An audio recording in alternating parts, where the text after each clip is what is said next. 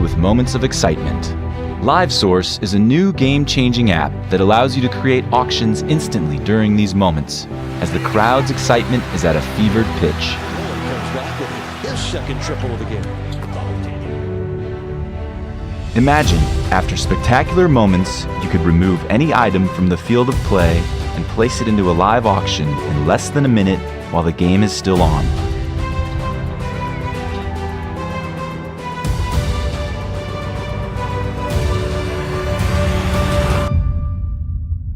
Imagine the fans in attendance bidding on and winning one-of-a-kind memorabilia and experiences from that event while the event is still going on.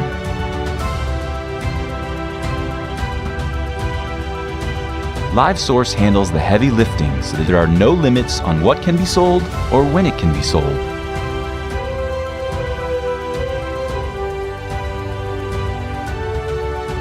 Auctions can be created in less than 60 seconds, at which time the app immediately notifies fans to start bidding, determines the winning bidder, and arranges payment and delivery moments later. Excite your audience with highly shareable moments. Motivate more fans to attend your event, increase revenue.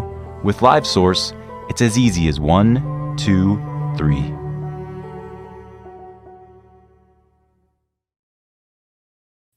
All right, man, we're back. LiveSource has been a great partner of ours. And if you haven't got on their website yet, get on the website right now, livesourceapp.com. Those guys are great. Got another good show today. We've got defensive lineman Justin Marcus with me from the Jacksonville Sharks. Played in Orlando before, so this will be a fun show. But welcome to the show, Justin. Thank you. I'm glad. Well, fans out there, remember, make sure you comment. Let us know where you're watching from. If you got questions for Justin, for myself, for the league, post them on here. We'll try to get to questions and comments throughout the show. But Justin, let's kick it off with kind of your background. Where'd you grow up? When did you start getting involved in football? Okay, so I'm originally born and raised in Macon, Georgia, Bibb County, and I started playing football at the age of 9 down in Central City Park. It's a park right in the middle of downtown Macon, Georgia. Started off with a little team called the Titans. So around that time, it's like 09. So when Remember the Titans movie first came out, that was my favorite movie. I was all into it. I was into Steve Young just because of that, because we had the exact logos of the actual team, the actual Titan team. Okay, Sacramento. Shout out to Cali, Sacramento. But so started at the age of 9. Pretty much been playing ever since age of 9. Went to Northeast High School. Graduated in 2013. Went to Always playing on University. The line. What'd you play as a kid? Same position? Always played on the line, man. And what's funny, so when you're a young kid, if you was too big or you weighed too much, they'll put an X on your helmet so you couldn't run the ball. So I was always that guy that had an X on his helmet and couldn't run the ball. I may look fit now, but as a young kid, I was more fat and chubby.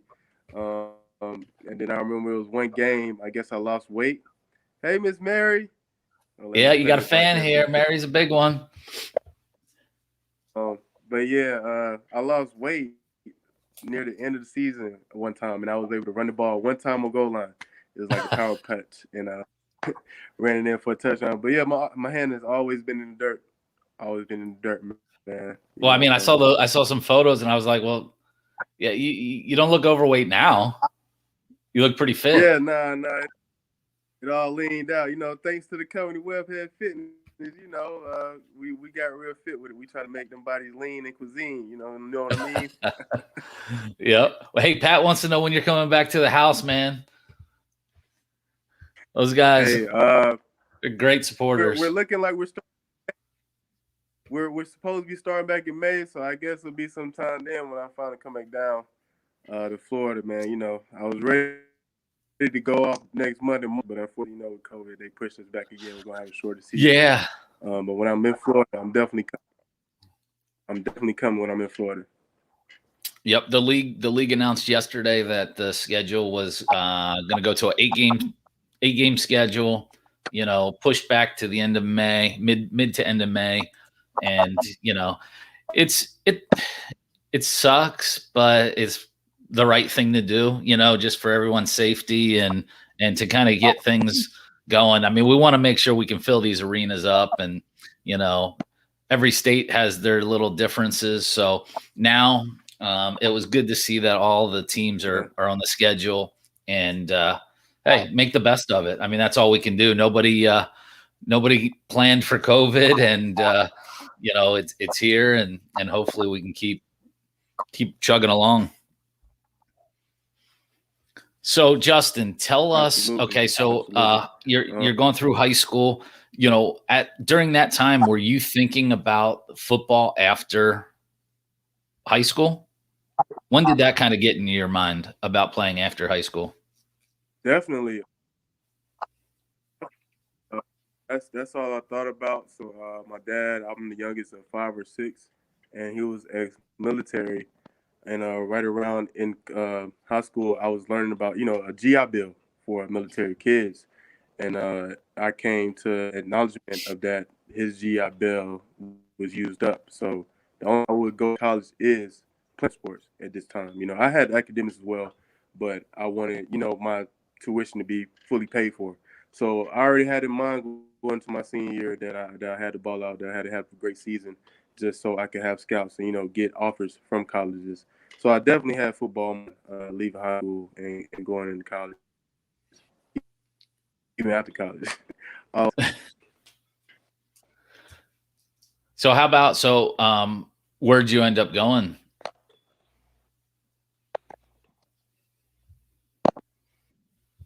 So after my senior year, I had an offer from University of Richmond.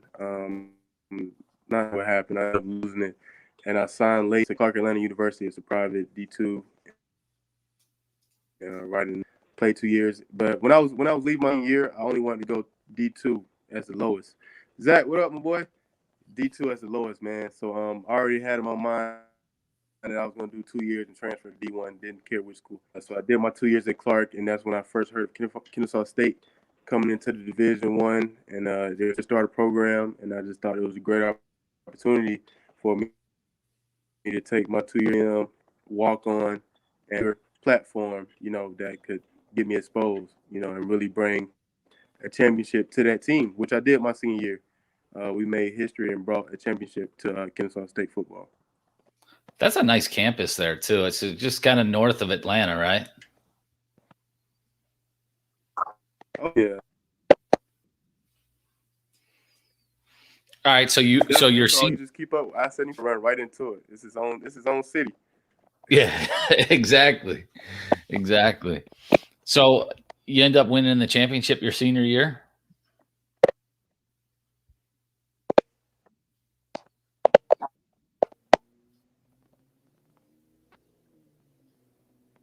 Did I lose you? You there?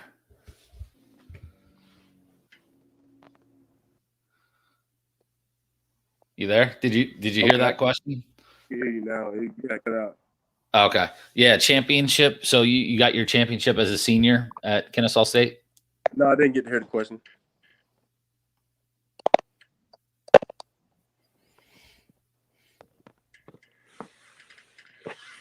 You got me now? It's still shaking. It went out again.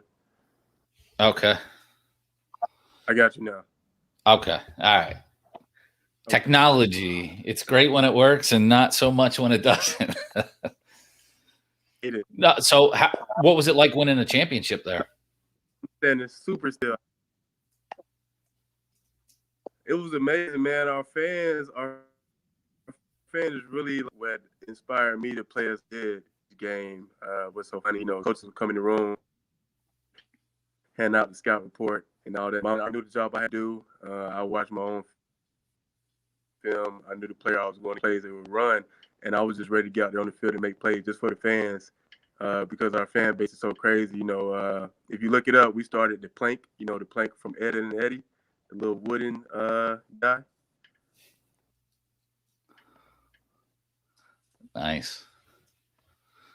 How about, towards that tail end of your college career, were you thinking about professional football? Or, when did that kind of cross your mind that, you still might be looking to play after, your college days?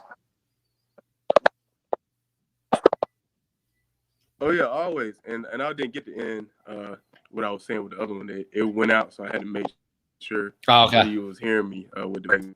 We had Plank as the turnover defensive mascot. How Miami had the turnover chain. Plank. We had painting their bodies. Run and jump on the field. Fan base was crazy, but definitely I had it on my mind, man. Transferring there, they didn't know me. They didn't trust me as a player just yet because they didn't recruit me. I just came as a walk on. So I had to get them to realize that I'm not just doing this, to play ball or just for a scholarship like a lot of kids. They just do it to pay for school. I came there, with a purpose, which was to have a winning season because the program I came from did not want to win a championship ring because college rings is where it's at if you're playing football. And thirdly, I wanted to use their platform and media rank within to go into pro days so that I could have hopes of living my dream of playing.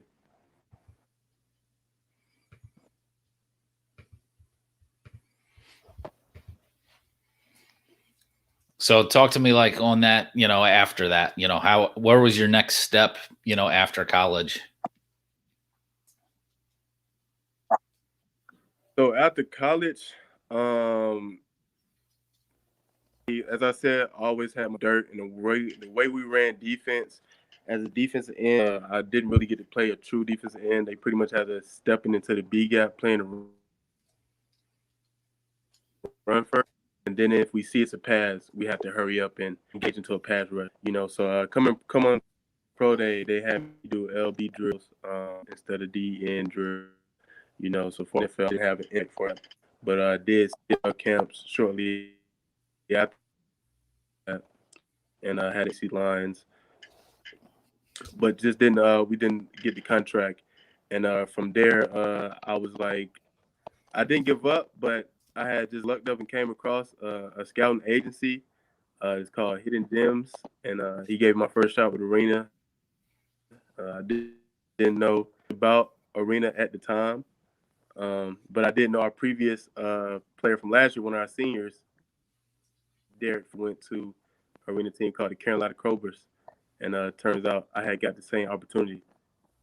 So it was new, but I just stayed my head on the swivel because four scouts and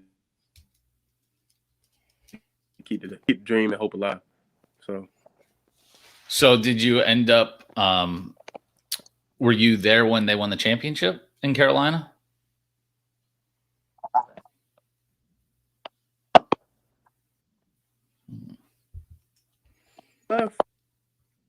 Fortunately,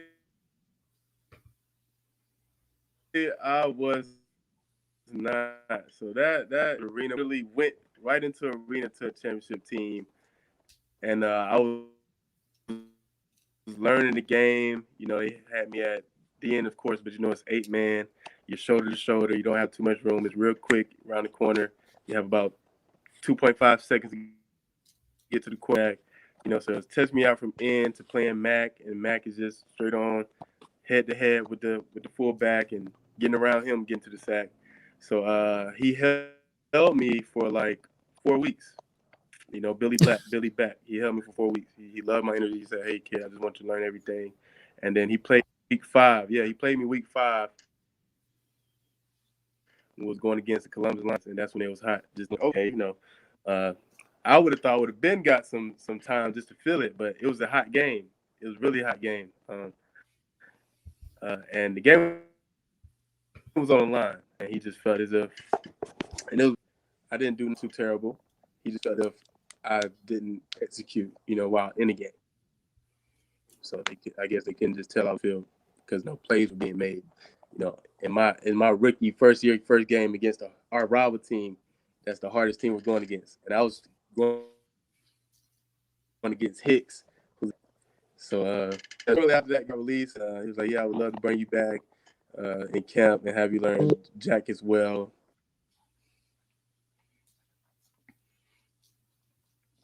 All this, and I just went back home, went square one. Yeah, started back and out that Al Lucas,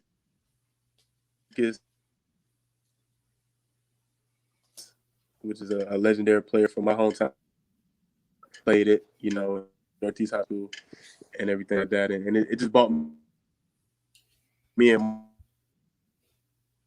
more. So when I knew what time it was.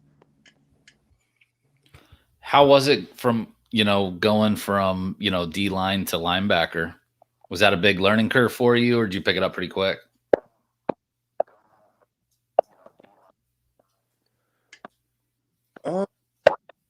It wasn't a big learning because, like I said, it's just head on every play. You just got in front of you, which I'm used to having my hand in the dirt. That's what we're doing every play. Snap it. I got a good 3 to 5 yard head start, and I'm either going to smack them full on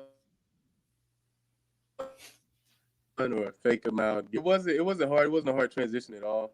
It was more so fun, but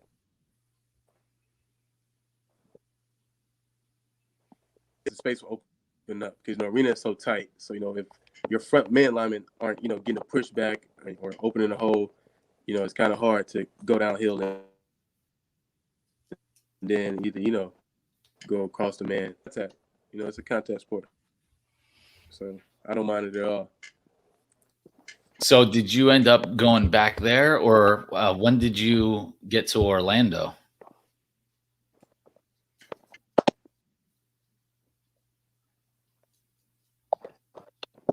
So going the next following season, so I was released from the coach right around June or July, and I think I got released like right around early June, and then he won in August, and it was champions. And then the next season rolled around April, with camp. So I went to come April. And so, how did you when you came down to Orlando? What would you end up playing? Were you on the D line or playing linebacker or both?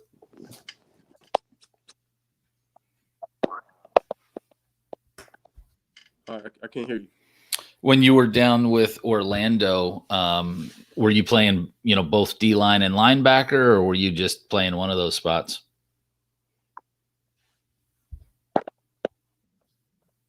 I was at end. Came in at end.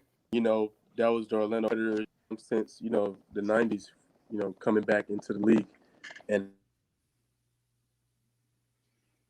having the franchise on how I walked on to Kennesaw is like brand new team, brand new everything, brand new coaching head staff. So it's now to let people know who you are and what type of player you are. So start off a day every week, every game, and I just took on myself what I could do, the more I could stay. So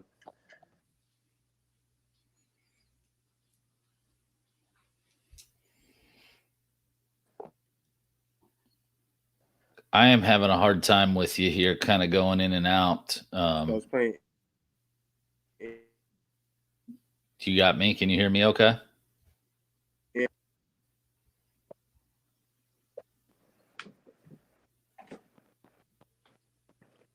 Every live event is filled with moments of excitement. LiveSource is a new game-changing app that allows you to create auctions instantly during these moments, as the crowd's excitement is at a fevered pitch. His second triple of the game. Imagine, after spectacular moments, you could remove any item from the field of play and place it into a live auction in less than a minute while the game is still on.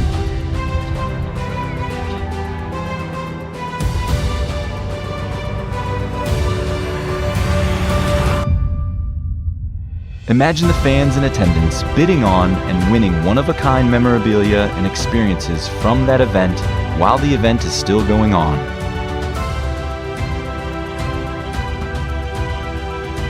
LiveSource handles the heavy lifting so that there are no limits on what can be sold or when it can be sold.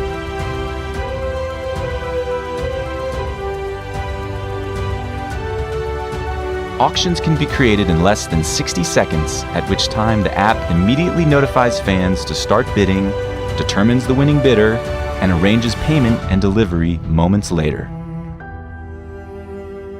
Excite your audience with highly shareable moments. Motivate more fans to attend your event, increase revenue. With LiveSource, it's as easy as 1, 2, 3.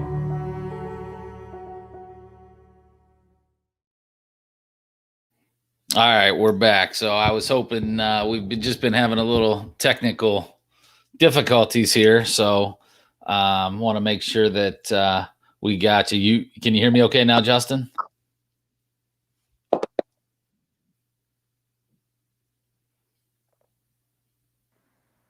You there? Yeah, I can hear you. Okay. Sorry. You know, sometimes that just gets choppy. So, so you played down here in Orlando for one season?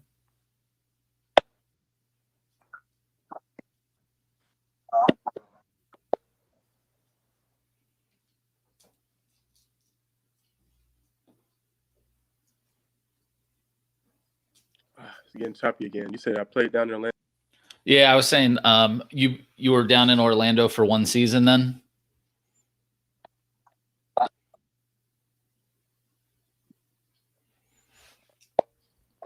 Yes, sir. The season that we had before COVID. So just one season. How did you like? I mean, you know, it's one of the nicest arenas probably in the league, playing at the Amway Center where the Magic play.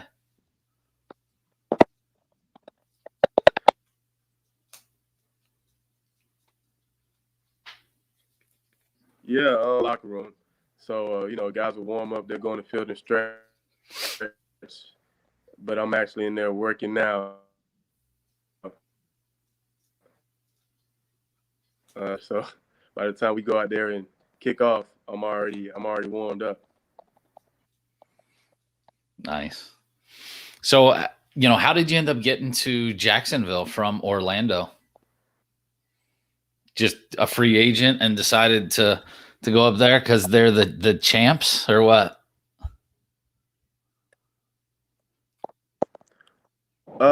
Yeah, I was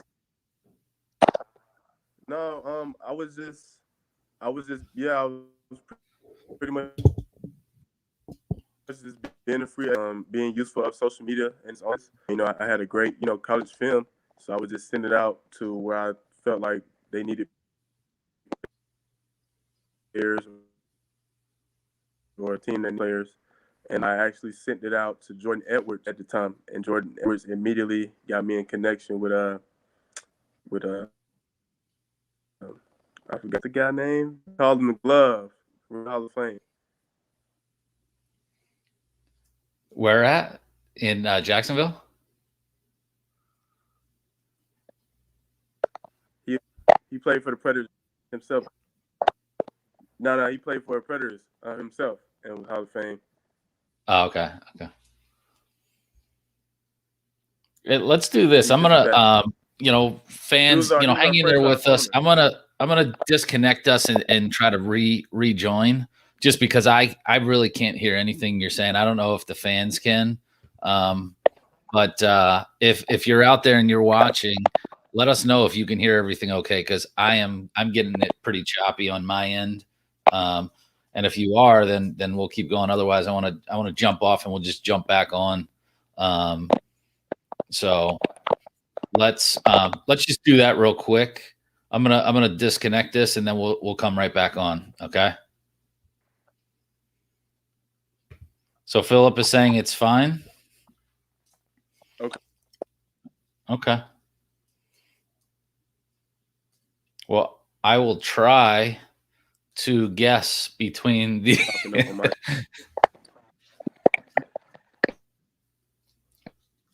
All right, so you're set to go up to Marcus saying choppy too. Yeah. No, it's not fine. Okay. All right, let's jump off and come back on. I don't know if you have another connection that you can get on there.